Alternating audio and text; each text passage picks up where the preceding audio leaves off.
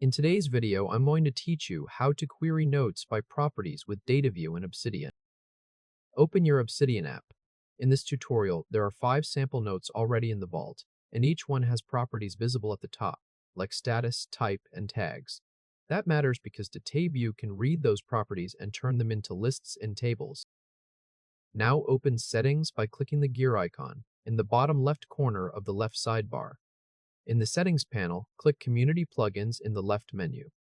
If Community Plugins are currently restricted, click Turn on Community Plugins, then confirm when prompted. After that, click Browse to open the Community Plugin browser. Go to the search box at the top and type Dataview. Wait for the results to load, then click Dataview by Michael Brennan. Click Install. When the installation finishes, click Enable. Once that is done, close Settings by clicking the X in the top right corner of the Settings panel.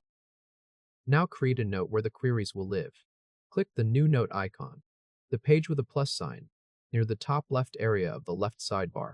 Type the note title slowly as Dataview queries, then press Enter to confirm it. Now write a list query to display all notes. In the body of the note, type 3 backticks, then type Dataview. This opens a Dataview code block. Press Enter, and on the next line, type lish. After that, switch the note into reading view so the query renders. You can do that by pressing Ctrl+E on Windows, or Command+E on Mac, or by clicking the mode toggle in the upper right corner. Once it renders, you should see a bullet point list of all notes in the vault, including the 5 sample notes. Next, create a table query so the note properties show as columns. Go to the end of the first query, move to the last line with the closing backticks, and press Enter so you can start below it. On the new line, type 3 backticks, then Dataview again to open another Dataview block. Press Enter, then type table status, type date. After typing that line, render the query the same way, either by pressing Ctrl+E or Command+E on Mac, or by using the mode toggle in the upper right corner. You should now see a table with columns for file, status, type, and date. Each note appears in its own row, and the property values fill the columns. Now add a where clause to filter notes by a property. Below that previous query, create another Dataview code block. Type 3 backticks, then Dataview, and press Enter.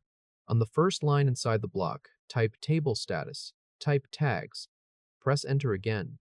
On the next line, type where status equals active with active in quotation marks, then press Enter again on the closing backtick so the block renders. The results now show only notes where the status property is active. Meeting notes, project plan, and recipe collection remain visible.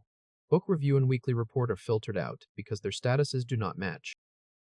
Now combine where with another condition in a refined query. Move below the previous query and create one more Dataview code block by typing 3 backticks followed by Dataview. Press Enter. On the first line, type table status, type date. Press Enter. On the next line, type where type equals meeting, or type equals report with both meeting and report in quotation marks. Then press Enter again on the closing backticks to render it. The query now shows only meeting notes and weekly report, sorted by date with the most recent first. At this point, your Dataview queries note contains 4 working queries. There is a basic list query showing all notes, a table query showing properties as columns, a filtered table using where to show only active notes, and a final query combining where with multiple conditions. These queries update dynamically as notes and properties in the vault change. If this helped, hit like and subscribe for more quick tutorials. That's it.